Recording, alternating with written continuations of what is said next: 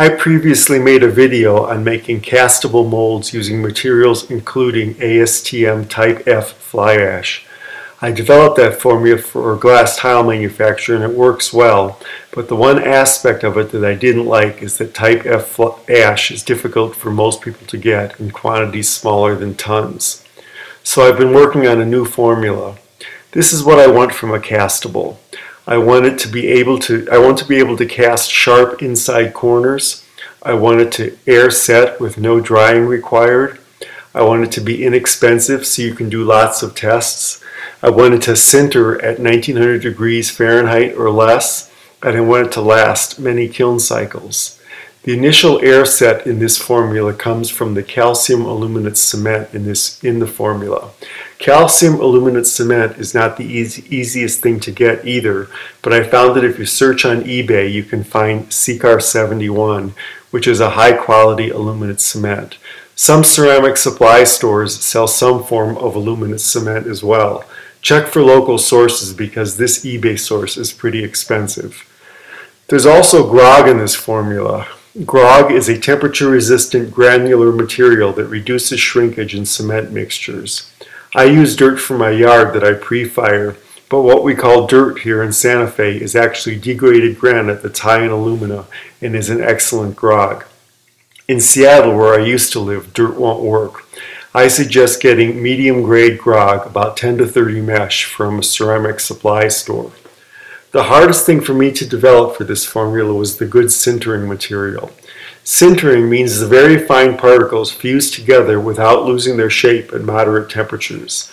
This is not so easy to find. In my testing, I tried adding a sodium carbonate solution to 200 mesh silica, let it dry, and fired it to 1850 Fahrenheit.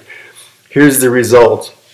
The sodium and silicate have a eutectic, lowering the firing temperature of the silica, causing it to form this hard puck at relatively low temperatures, but keeping the shape of the puck. Here's the mold making procedure. Make a solution of 10% sodium carbonate in water by weight. Mix the following dry ingredients. I run all of the fine ingredients through a kitchen screen to make sure they're not clumpy.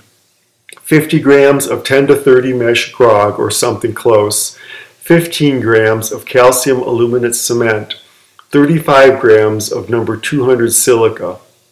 350 mesh silica might work even better, but I don't like breathing the dust and it may require more water, which is bad. Then add enough of the soda ash solution to make a workable mix. I use about 16 grams of the water mixture. Cast the mixture over your mold. If you have a shaker table, use that. I made another video on constructing a simple but effective shaker table. Check my video list. Let the cement set up overnight, then remove the mold. I fired the mold to 1875 Fahrenheit and held for 15 minutes. Here's the result.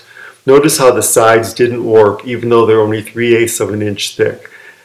I don't like this formula as well as my fly ash formula because the fired molds don't have the same nice ceramic ring to them, but they should last for many cycles if handled with care.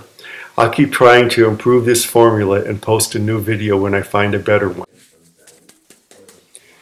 Here's another way to use this mixture, which I find to be important when making irregular molds. I cut a rubber ball in half, then filled it with plaster. Laying the oiled rubber ball on a piece of aluminum foil, I make a ball out of the moist castable and work it down over the sides, trying to keep a uniform thickness. The test of the formula is that it doesn't crack as it cures overnight.